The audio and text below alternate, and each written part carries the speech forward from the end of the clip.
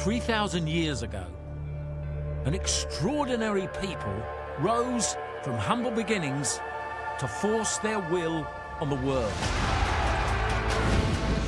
and create the greatest empire mankind had ever seen. An empire that stretched from Britain to the Middle East, lasted 1,000 years and shaped the way we live today.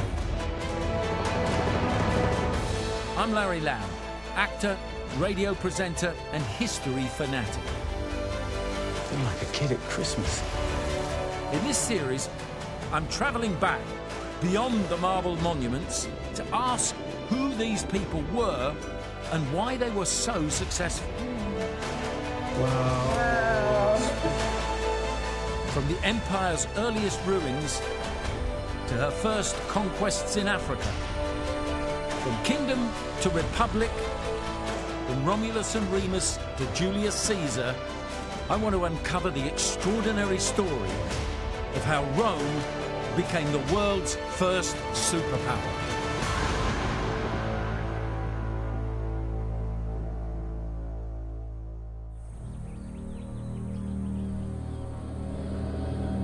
(146 BC). A century of bitter warfare is about to reach its climax. Rome's forces are poised outside the city walls of their greatest enemy. Carthage must be destroyed. For 6 days, the Romans mercilessly annihilated everything and everyone in their path. They left the city and the Carthaginian civilization utterly devastated. During this savage attack, one young nobleman proved himself a brave and gifted officer. His name was Tiberius Gracchus. In 146 BC, Tiberius Gracchus was just a teenager. But listen to what Plutarch has to say about him. The younger Tiberius soon learned to understand that commander's nature and led all the young men in discipline and bravery. Yes, he was the first to scale the enemy's wall. A teenager, first one over the wall. Tiberius left Carthage a hero, but he would soon face a far greater enemy. This would be a battle between the wealthy ruling classes and the ordinary citizens of Rome. A fight for the very soul of the Republic. With the fall of Carthage, Rome's influence now stretched thousands of miles across the Mediterranean. Nothing stood in the way of the Republic's ambition to conquer the known world. Each victory of the army brought unimaginable riches. War tribute of slaves, treasure, and art poured into the nation's coffers.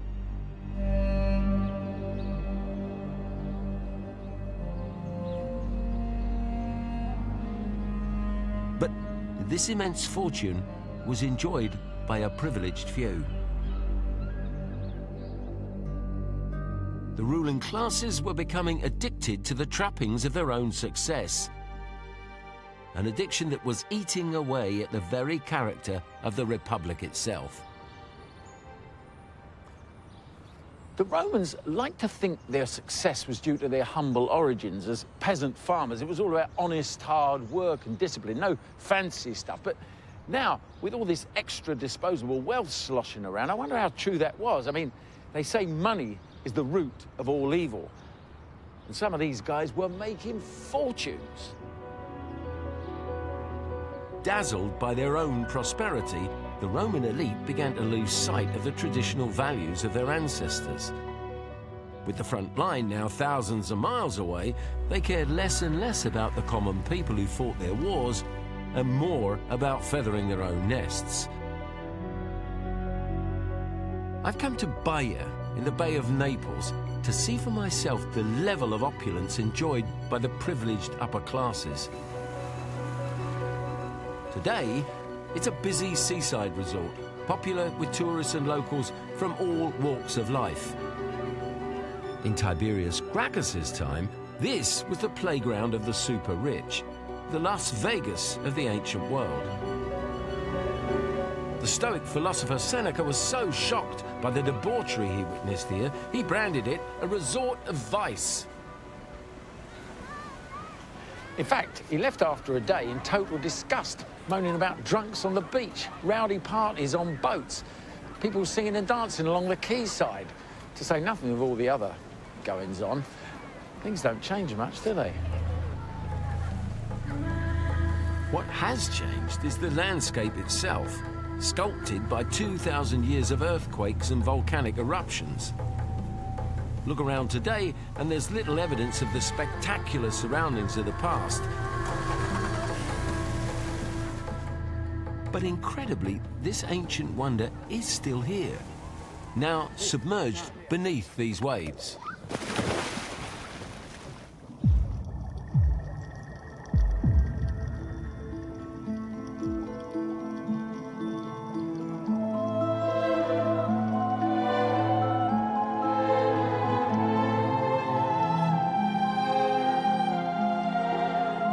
To think these statues once adorned the villas of Rome's wealthiest aristocrats, including the mighty Julius Caesar.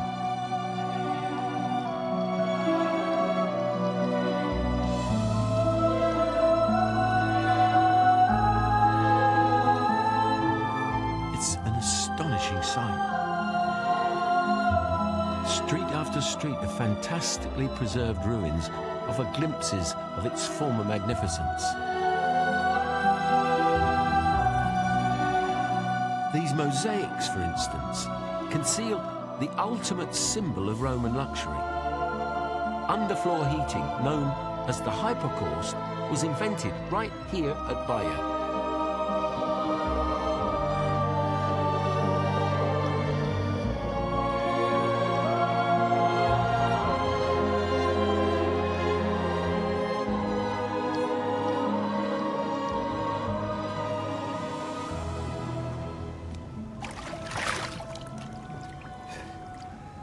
And the man who developed this wonderful invention made an absolute fortune, but not from underfloor heating, but from another luxury item: oysters.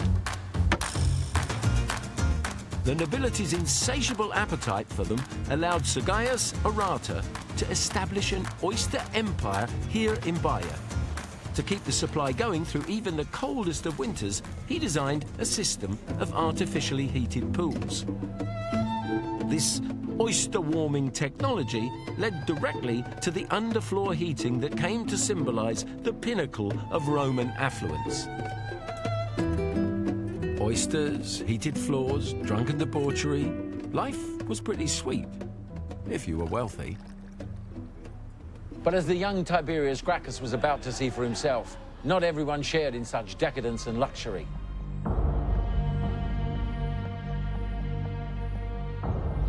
Tiberius would soon realize there was a critical flaw in Roman society, one that threatened the very soul of the Republic itself.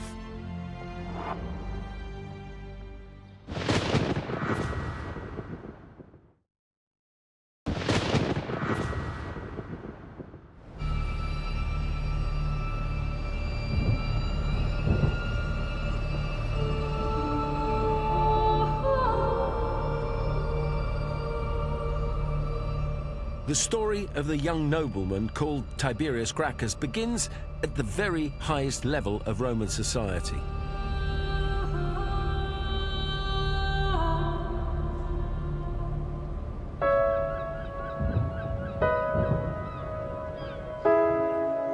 He was born into a world of privilege, where heritage and ancestry meant everything.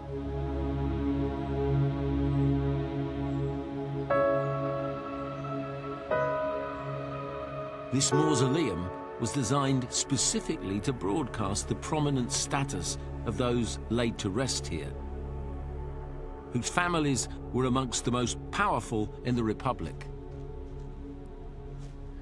So for 350 years, this whole complex of tombs was the final resting place for generations of the Scipio family. The man who wiped Carthage off the face of the earth was buried here. And probably before him, Scipio Africanus Major, the general who finally defeated Hannibal. Huh. Imagine. Since Rome's earliest beginnings, rich patrician families like the Scipios had dominated the Senate, holding all the political aces. Tiberius's connection to this ancient line of patricians and all the power and privilege that went with it was maternal.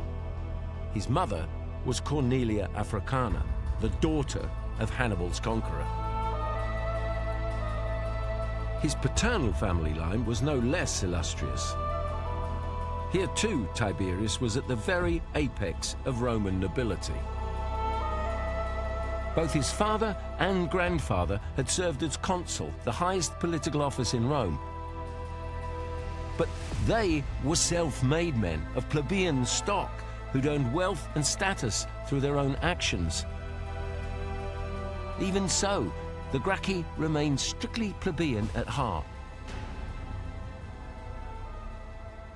Plutarch has this to say about Tiberius's father. Although he had been censor at Rome, twice consul, and celebrated 2 triumphs, he derived his more illustrious dignity from his virtue. So obviously his father stood for the traditional values of the Republic: honor, bravery, hard work, the very principles that had made Rome great. So it's clear to me that growing up, Tiberius would have been influenced by his father's sense of fair play. When Tiberius was still only a boy, his father died. But the influence the father had on the boy reached out from beyond the grave. This was achieved partly through a bizarre practice reserved solely for the aristocracy. To find out what it was and how it would have affected the path that the young Tiberius took, I'm paying a visit to this ceramics workshop. I'm volunteering myself as a human guinea pig. My face is my fortune, be careful. Following the same methods used in ancient Rome, art historian Laurie Ann Touchette is going to create a funeral mask, a copy of my face, in wax. We're going to use Vaseline, although we've also brought some olive oil, which is probably what they used in ancient Rome. It will protect your face and also your eyelashes, your eyebrows. Yeah, don't pull them out. Oh dear, oh dear. Now that seems to be pretty good. Just keep your eyes closed. The first stage is to build up layers of plaster and gauze to create a mold, a negative from which the mask will be made.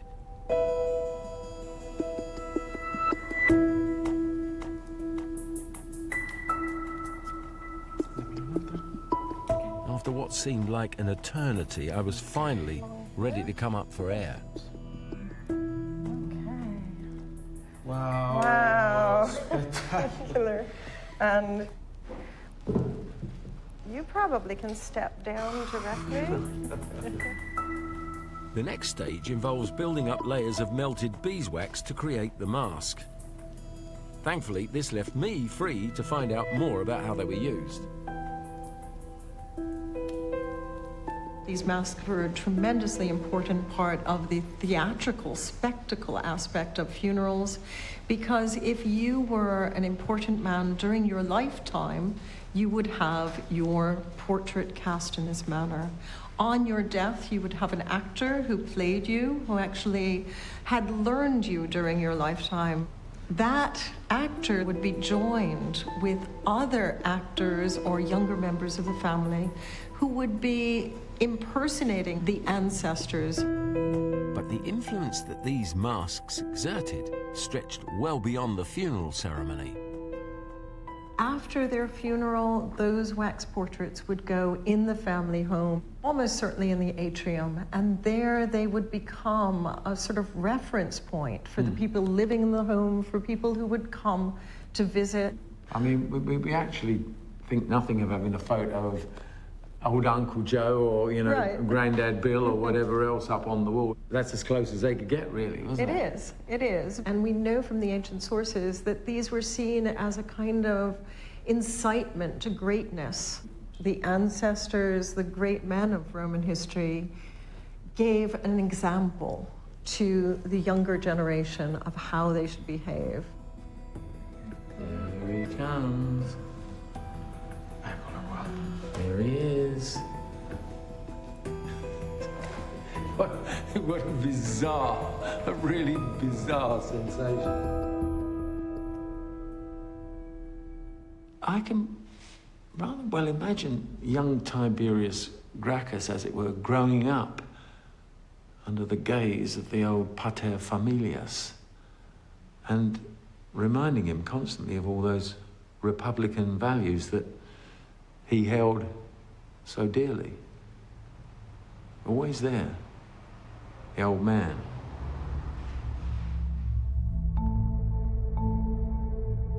In 137 BC, 9 years after proving himself at Carthage, Tiberius served as a diplomat in the fight against Numantia, one of the last cities in Spain still holding out against the Republic.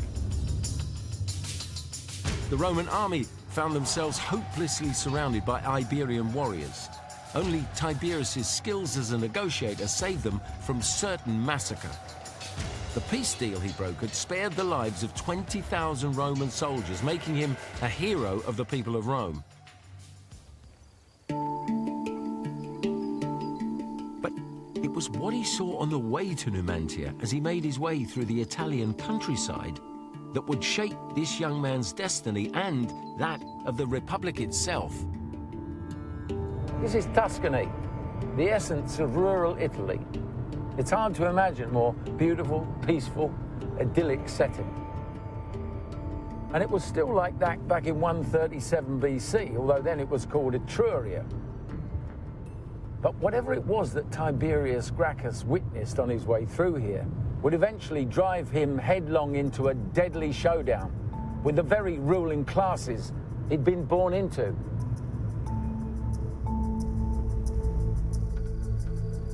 So what exactly was it that had such a profound effect on him? To find out, I need to try and retrace his steps.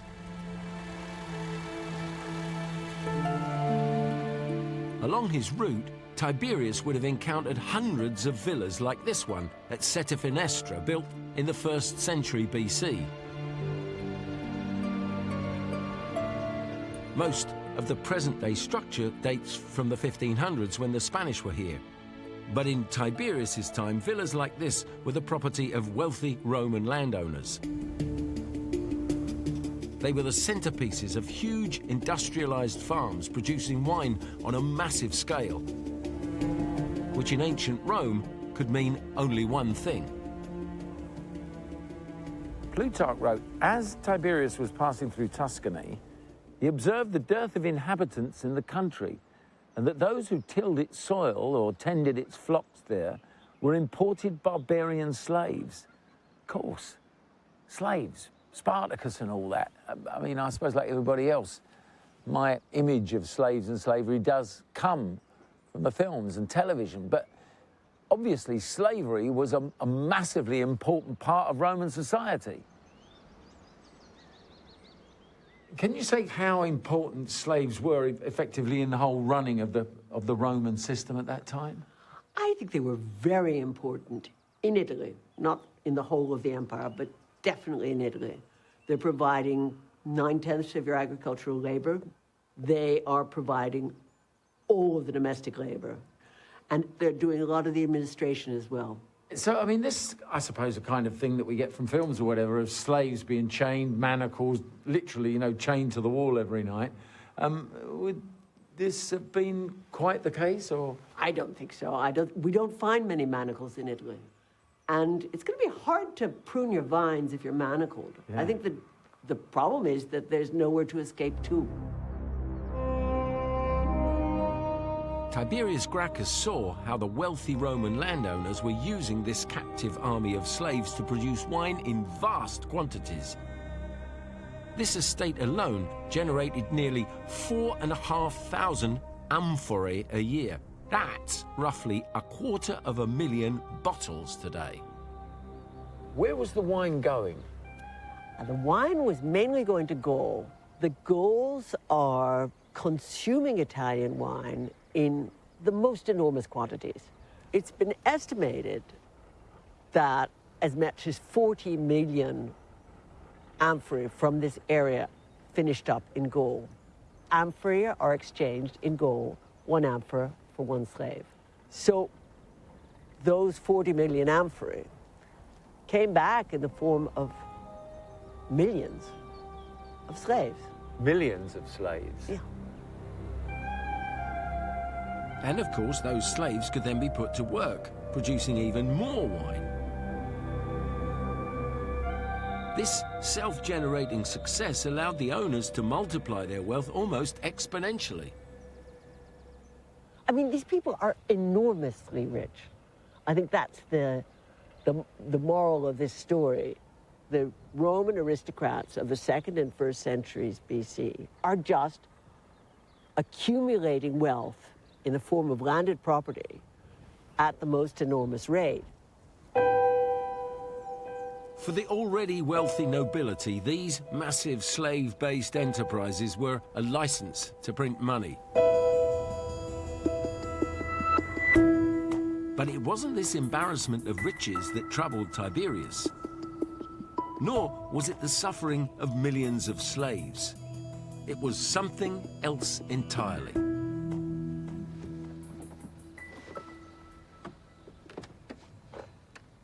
In that quote from Plutarch, he said, in Tuscany, Tiberius observed the dearth of inhabitants in the country. So what had become of them, these ordinary citizen farmers?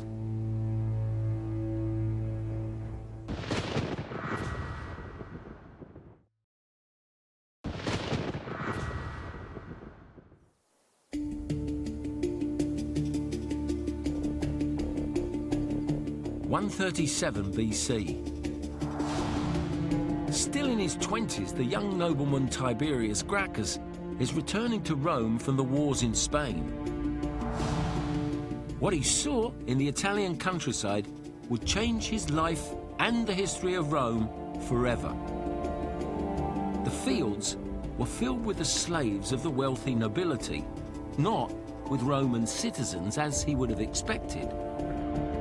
Tiberius knew that these citizen farmers made up the ranks of the Roman army. Many were away fighting in campaigns that had grown from months to years. But he also observed something far more sinister: the absence of veteran soldiers back from the wars. The farms that these soldiers had left in the care of their wives and children had been abandoned and then snapped up for a pittance by the owners of the huge slave estates. Worst of all, Tiberius knew that much of this land was public land, ager publicus, which the wealthy landowners had no right to take. According to Plutarch, a law had been passed around 250 years earlier, strictly limiting the amount of public land that could be owned by any one man to about 320 acres. But of course, the rich weren't above using dirty tricks to get around this. Neighbouring rich men, by means of fictitious personages, transferred these rentals to themselves and finally held most of the land openly in their own names. Basically, these wealthy landowners were stealing from the very people who had fought and died to keep Rome on top. And I mean, they were stealing it. They were doing this illegally. The brave few who battled on to bring their meagre crop to market found themselves undercut by the rich landowners. Forced to quit, they had no choice but to pack up and head for the city. Tiberius alone realized that this exodus of citizens threatened the very core of the Republic. Why?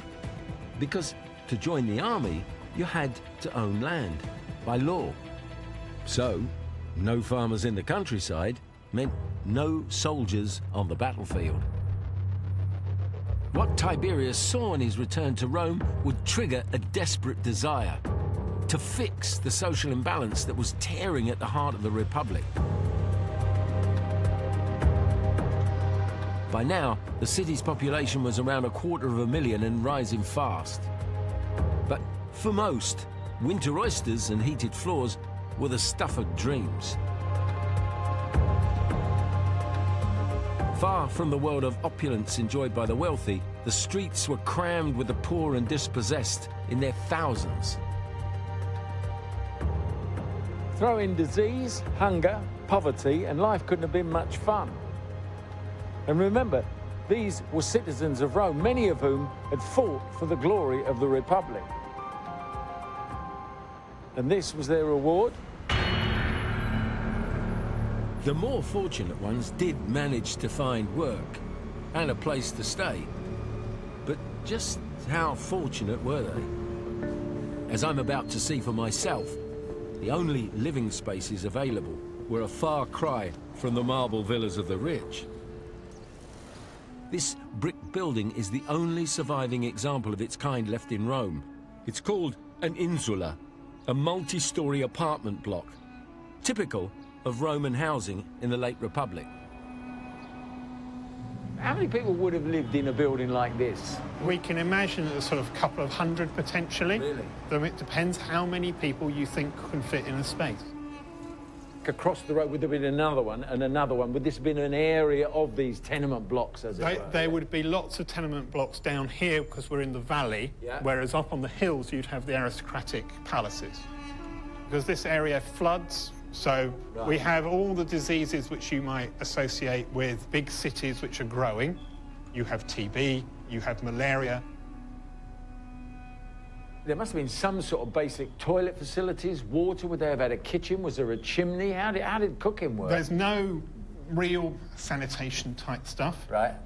Because there's a story of a chamber pot flying off one of these apartment blocks and hitting somebody on the head. But it is evidence that when you needed to go to the toilet, you had to then go and empty it down in the street. So if you want water, you have to go down, get it in the street. And if you want to cook, you cook on braziers. So the place would have been full of smoke a lot of the time then? Yeah. Right.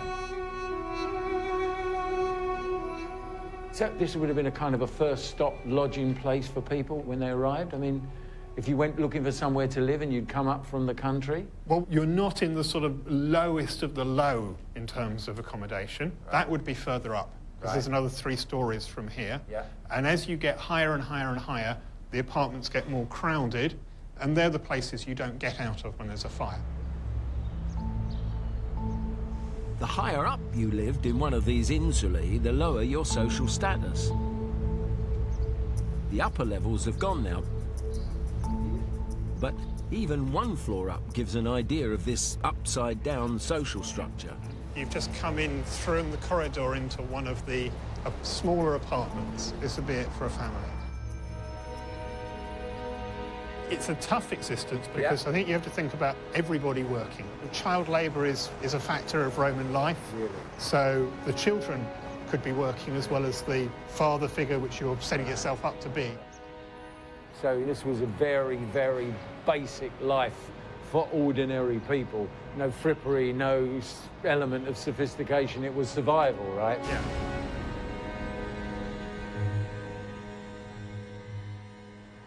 This is a quote from Juvenal, who was a satirist writing in the 1st century AD. The sick die here because they can't sleep, though most people complain about the food rotting undigested in their burning guts.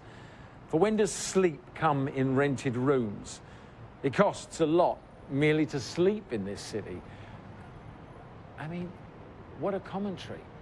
You've come from the country trying to make a new life, displaced, lost your land, you've got your family here, there's not enough work, not enough money, the place is full of malaria, probably running alive with rats and other nasty things, and here you are, you're stuck in it.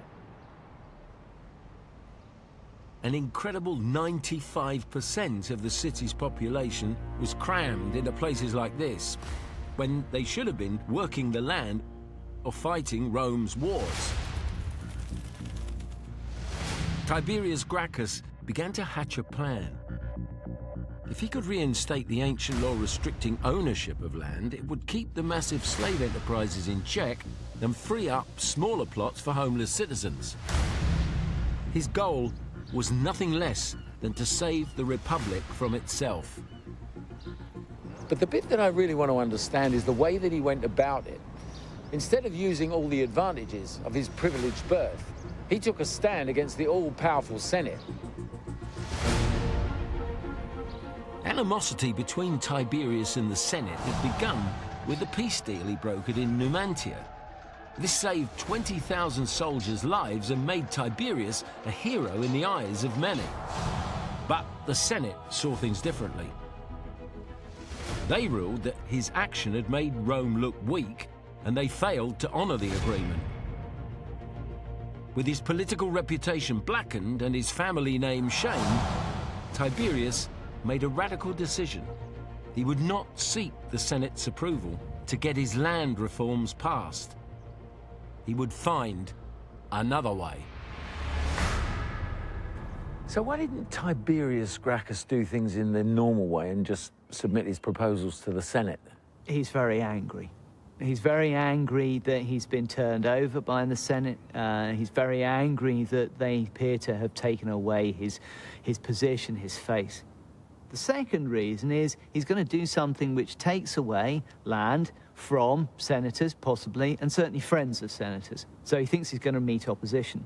How radical were his proposals in terms of ownership of land? Actually, the original proposal isn't terribly radical. It's framed as a return to a previous law, which is already, by that point in time, a couple of 100 years old. He offers compensation. It's quite gentle as a piece of legislation.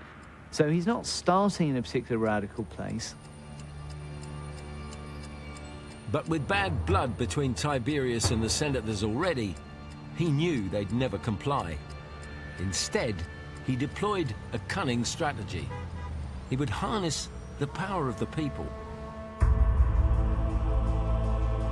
His plebeian ancestry allowed him to stand as tribune, a position created in the early Republic to protect the interests of the common citizen. His reputation as a people's hero meant that in 133 BC, he was easily voted into office. Tiberius knew that tribunes possessed a powerful but seldom used political tool. They could have legislation passed without the consent of the Senate, if it was approved by the assembly of the people. Understandably, many were afraid to go against the all-powerful Senate. Tiberius would have to win their support. All he had to do was to convince enough of the ordinary people that the reforms would be good for them, which wasn't going to be very hard for him because he was already an accomplished public speaker. So he's going to give this big speech. Would he have been very, very particular about where he was going to give this speech? Absolutely, yeah. I mean, location, location, location. Today, if you're speaking in Parliament or you're speaking in Congress, you're limited to those major structures when you're addressing the body of your constituents or the body of your peers. But for the ancient Romans, the big guys could call where they're going to assemble. And that means they could be in front of this particular temple or this statue and will give added weight and meaning to what they're trying to say. Everything in a Roman oratory is very nuanced and it's very deliberate. Addressing the People's Assembly right here at the Forum, Tiberius gambled everything on the speech he was about to give. Without their support, his land reforms and his political career would be finished.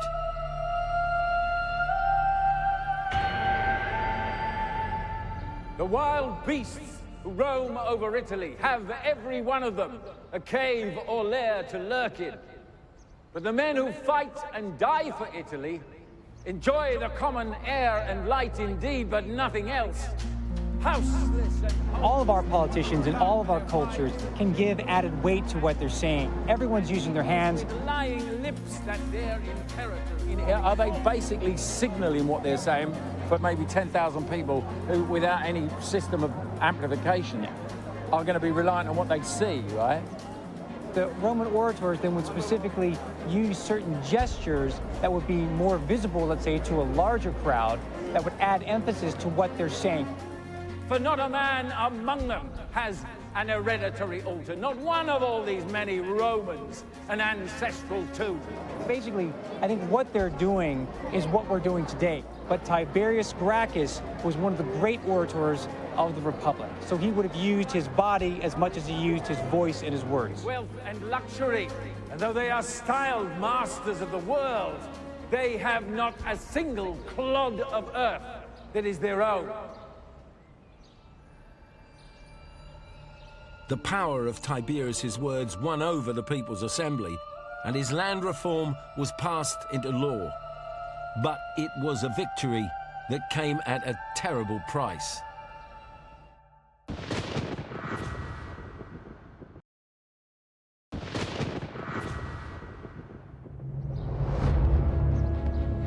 (133 BC).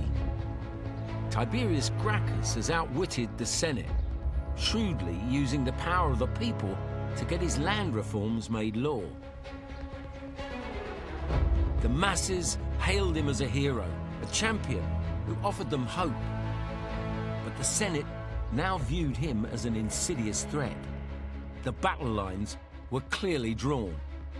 Tiberius set up a commission to execute his law, but the Senate starved it of funds.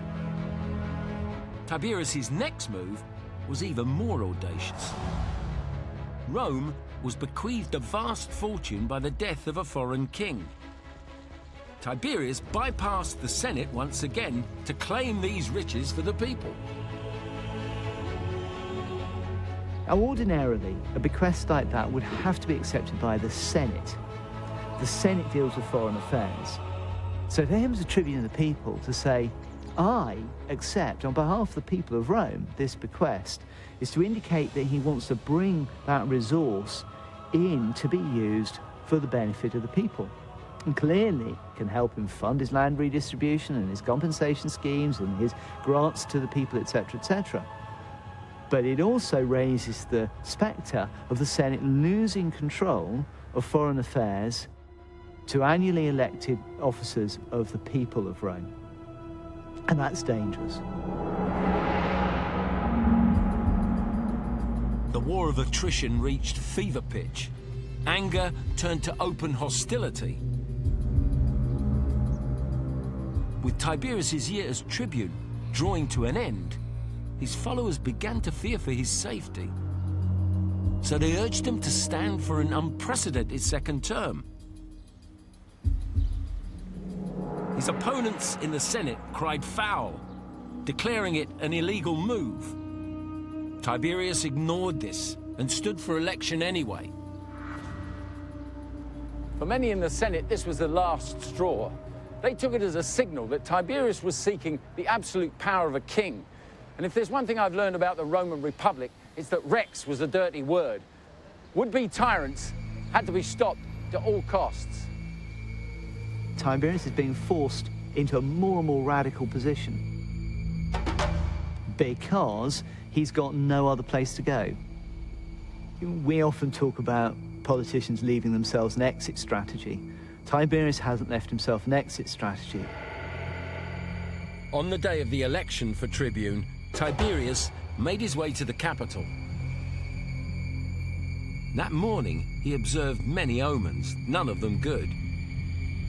Augury birds refusing to leave their cage. A serpent curled up in his treasured battle helmet. A pair of ravens fighting on the rooftops above.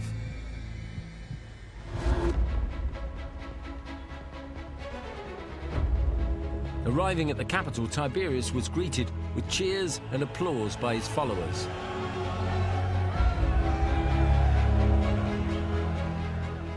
But the mood of celebration soon turned to panic. Members of the Senate, Rome's oldest and most respected symbol of law and order, were baying for blood. In broad daylight, armed with clubs and sticks and bits of broken furniture, they brutally bludgeoned Tiberius Gracchus to death.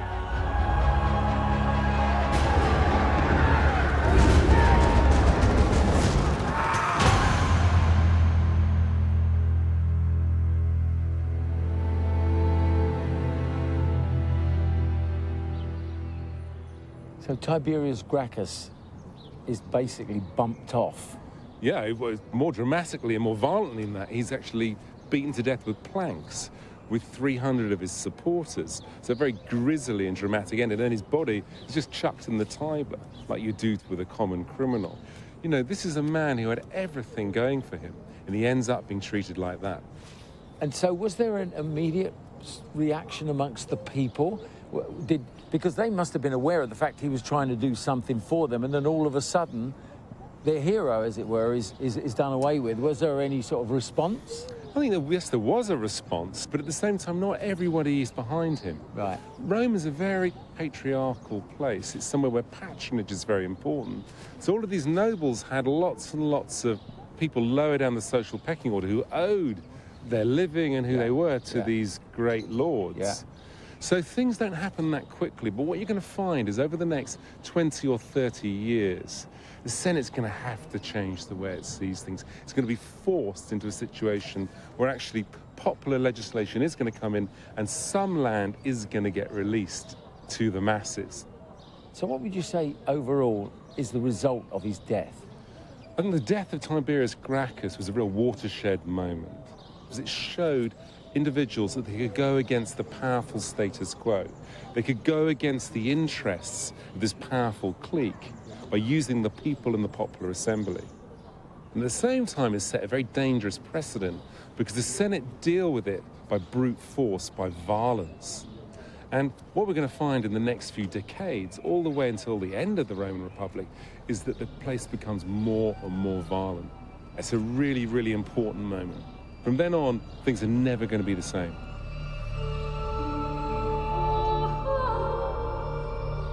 I started off wondering what had driven Tiberius Gracchus to turn against his own class.